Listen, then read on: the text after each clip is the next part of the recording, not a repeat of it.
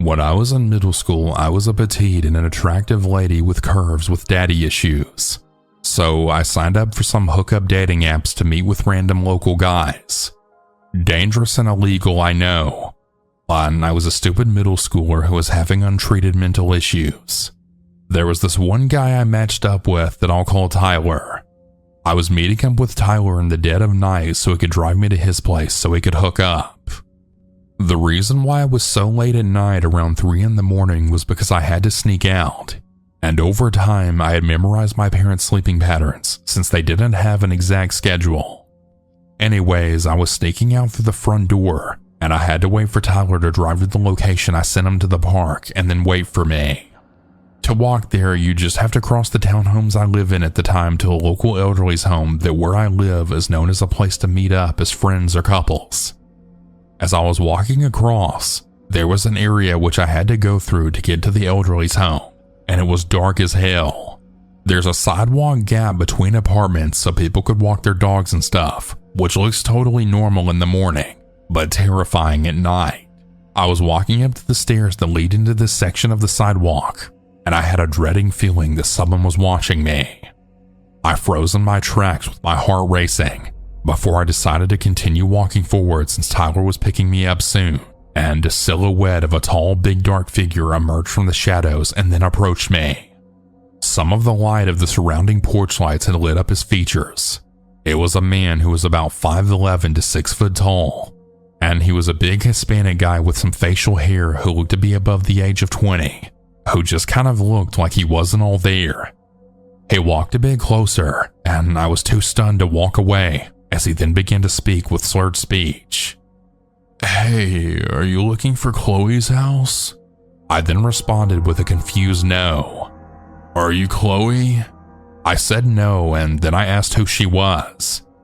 He proceeded to tell me that she was having a house party, and he's waiting for everyone to leave so they can have some alone time, or something like that. It was really hard to tell since he was obviously on something at the moment. He then asked for my name, and of course, as the dumbass I was, I told him my actual name. He said that it was pretty, and then he told me to hold up before he turned on his phone flashlight, then saying, "Damn, you're fine as hell." I quickly shot him down and told him that I was only 14, and he didn't seem to believe me. At some point in the conversation, he kept suggesting that we should hang out, but at this point I was just trying to escape, but every time I tried, he kept blocking the way out. He had asked me some questions and almost asked for my number, but I decided to sort of cut him off before telling him that I really had to go because someone was waiting for me. I didn't know if Tyler was there yet or not, but it made a good excuse before I bolted the hell out of there and kindly worded it before I left and then started to sprint to the other side of the street. He wasn't there yet though, so I waited a bit longer on the sidewalk. Another stranger who I assumed was from the same party was walking by and asked if I was alright. We made some small talk, which made me feel better. Just then, I finally saw Tyler's car. He arrived. Nothing else creepy happened that night, thank God. And he didn't live in my town. He was just there for the house party, or at least I hope. I know that he asked me some other weird and creepy things, but I'm having a hard time remembering since it's late at night. But this experience really scared the hell out of me since I was obviously a minor, and also just approaching a woman at night and blocking their access out. Who does that? I wonder what could have happened if I didn't tell him that someone was waiting for me, or if he wasn't waiting for some chick who he drove an entire town over to bang at 4 in the morning. Please be careful and don't do what I did at all.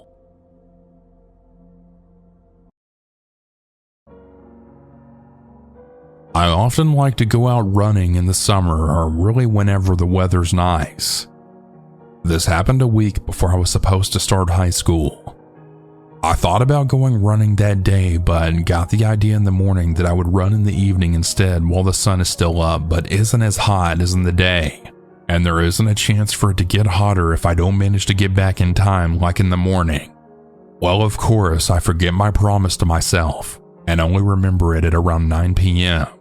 Now, it's the end of the summer, so the sun is already setting sooner than I'm used to, but I just tell myself, I'll just get back inside in like an hour or so. It'll be fine.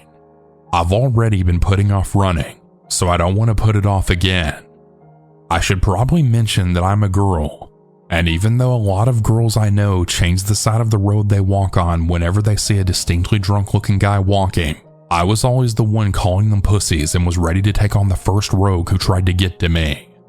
I also live in a less populated area out of the town where almost everyone knows everyone, so I was feeling extra sure of my safety. What a naive fool I was, I know. So I go out, start my run, and it's fine.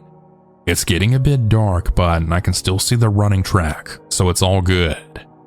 I started to feel a bit off when I see a pair walking in front of me. When I get closer, they turn out to be just teenage guys, and I run past them with no problem. When I finally reach the usual spot in my run where I turn around, a cemetery. Ultra creepy, I know, but it has benches and it's a small graveyard, so I never feel weird taking a break there, and it's already gotten pretty dark. I drink some water from my bottle and just stand under a tree next to the gate and territory of the cemetery. But I don't sit down where I usually do because the bench is next to a fence, and the darkness has finally made me a little weary about being alone and someone jumping on me. It's pretty funny that that's what scared me the most at the time. When I catch my breath, I stay for a few more minutes just listening to the wind. I see a bike drive past the cemetery taking the route that I'll take while running back. I leave my resting place and it's gotten really dark. Dark enough that I could barely see 2 meters in front of me. I start slowly running back. After 15 meters or so, I start hearing voices. A couple of more and I can clearly hear someone talking. My thoughts immediately jump to a conclusion that there are at least 2 people in front of me if I'm hearing a conversation. Now I slow down even more until I get close enough to actually hear what's being said. Keep in mind it's completely dark and this road doesn't even have street lights, so I can't see anything. I get close enough to finally make out the words, and my heart sinks at what I hear. I can't recall the exact words that were being said, but the general idea. The male voice then said, "I see this girl. I could just pull her into the bushes." There were tall bushes lining one side of the running track. As I said, at first my heart stopped, but immediately after I go into fight or flight mode. I can hear my own heart beating in my ears, and I'm full of adrenaline, the bad kind. I know that I can't just stop or he'll know that I heard what he said, so I continue to walk, but thank God that the running track is separated from the road by a small grass field. So I go to the side of the road, making some distance between us. I kept looking at him.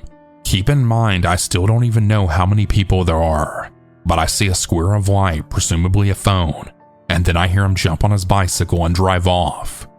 It turned out he was talking on the phone, but just because he was alone didn't mean I was any less scared of him. I walked on the side of the road for a good few minutes until I'm sure he would be far away from me. And once I get back on the running track, I can sprint home like crazy. All the way back, I was shaking with fear and looking at the bushes and cars that passed me with delirium, squishing my water bottle in my hand, ready to smack anyone who came close to me. When I finally reached the first road lights, I really felt like I escaped death. I really got lucky that night.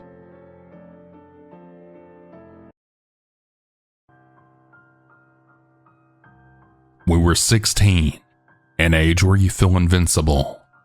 It was summer, and school was out, and my friend and I who lived in the same apartment complex decided to go to the mall and kill time, as any other teenager would do. I don't remember much about that day other than our walk home from the mall. It must have been around 9 when we left, since that's the time the mall closes. Our apartment building was 2 miles away from the mall, so of course we walked. It was really hot out, and we both knew that once we got home there would be nothing to do, so we opted to walk home. We both enjoyed the conversation and the passing of time. Our town wasn't exactly dangerous. Yeah, there were some muggings and theft, but it wasn't as bad as some of the other cities in our county, so we walked those 2 miles oblivious to any potential threats. We were a mile in when we had passed an intersection, Shortly thereafter, 3 males walked out of the opposite street and began walking behind us. I didn't think much of it. It's summer. They were young. It's hot. No reason to be suspicious. My friend, however, was unnerved. "Hey, yeah? Those guys are behind us." "Yeah, what about them?" "Well, I'm pretty sure they're following us," my friend said. "What? No, I don't think so. You're just being paranoid." As soon as I said that, one of the men started whistling at us. I turned around. "Hey, what you got in the bag?" We had shopping bags from the mall. "Nothing. Leave us the hell alone," my friend retorted. I remember just being pissed. Why would she respond to them? At this point, I'm nervous as hell. Turns out my friend was right. Call it intuition. We begin walking even faster now that we sense danger, and as we quicken our pace, so do the men. They know we're on to them. We near a plaza with a Del Taco, and as we enter the parking lot, the men disperse. One is directly behind us, and the other 2 were on our sides. I turn around. They all then whip out freaking baseball bats out of nowhere. At this point, I turn to my friend and we hightail it to Del Taco, not bothering to turn around. Thank God it wasn't too late or they'd be closed and we'd have nowhere to hide. As soon as we enter the Del Taco, we look out the windows and witness all of the men jump into a Cadillac Escalade that was parked. Were they only scaring us? Why the bats? Why the car? What the hell's going on? We just watch as the car drove away. That doesn't quell our fear though. We spend about 10 minutes in the restaurant deciding what to do next. Do I call my dad to pick us up, or do we actually walk the half a mile home? We didn't want to worry our parents, and so we ended up deciding to walk. The whole time we're constantly turning back, anticipating a black Escalade to pop out of nowhere and kidnap us, but luckily it never did. As soon as we got home, we promised ourselves not to tell our parents, as we knew it would hinder us from hanging out again. The moment I walked through the door, I blabbed to my parents. I found out later that my friend did the same. Scariest experience of my young life.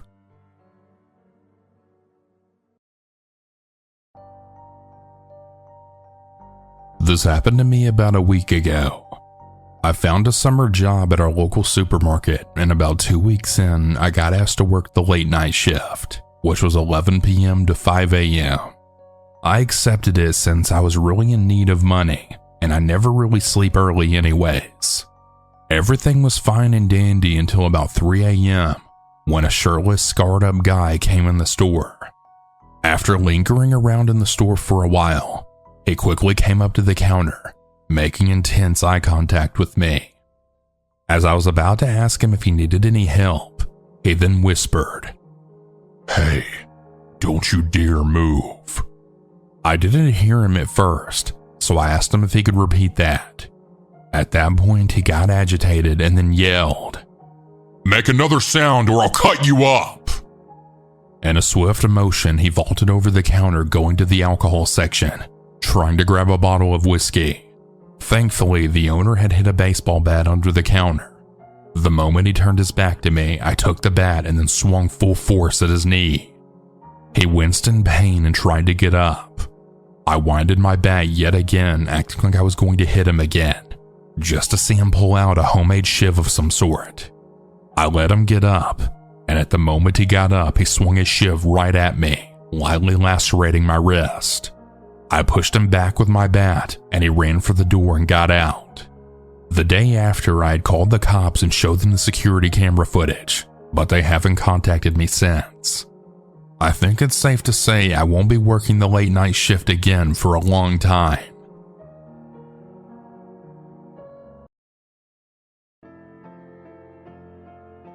So this first started when I first moved into my new place last summer in 2019. I live with my landlord, her elderly mom, and my friend Daisy. I also started a new job working the night shift at a hotel, so I was up most nights. I'm going to preface the story with some background information that would help make the story make sense. Since my landlord knew her neighbors very well as she lived in this house all her life and there's hardly any street parking, I was able to park my car in the vacant house's driveway, directly parallel across the street from our house. When I park my car, I can see the front of my place with my rearview mirrors. Our house is right in front of a very busy stop sign, so seeing and hearing traffic is something that we all had to get used to. Daisy and I are women and are best friends that met in college. We've known each other for a few years at this point and did everything together. I remember that it was a warm summer Thursday night. Daisy and I loved to leave the house past midnight, eat horrible fast food, roll the windows down, and drive along the coast. It was around 1:45 a.m. as I finally pulled up to my parking spot. We sat in my car for a while listening to music and finishing the last bit of our late night munchies. My windows were up by this point, but we could hear a bigger car approaching the stop sign. It sounded like a diesel. Of course, it was a stereotypical white van that prompted me to joke, "Daisy, look at that creepy white van." From my rearview mirror, the next thing we knew, we saw what looked like a thin man pick up his camera from the passenger side and take at least 5 pictures of the front of our house with the flash on. Daisy and I silently looked at each other in horror as the van then sped off. The next day, Daisy and I told our landlord all about the incident, and she told us this wasn't the first time that one of her tenants reported this. Though she brushed it off despite us telling her that anyone taking pictures of her house that late at night did not have good intentions, it really put Daisy and me on edge. Some time had passed as the coronavirus pandemic crept its way into the US towards the end of 2019. I was going to file a police report, as I eventually caught most of the person's license plate after what felt like months of investigating. At the beginning of February 2020, the van stopped coming. This caused me to think that the pandemic may have either gotten the person sick or affected them in some way. Although the person didn't take any more pictures, when the van drove by, it came from the same direction every time at around 1 to 1:30 a.m. It would stop for an eerily long amount of time, then it would speed off out of nowhere, as if the person was racing another car that was never there. I did stop investigating after 2 weeks of nothing. I still get very anxious if I ever hear a loud diesel-like vehicle driving by late at night. I don't know what that person wanted, why they were taking pictures of my landlord's house. Maybe once the shelter in place is lifted in my county, I might investigate again just to ensure that the creep is really gone.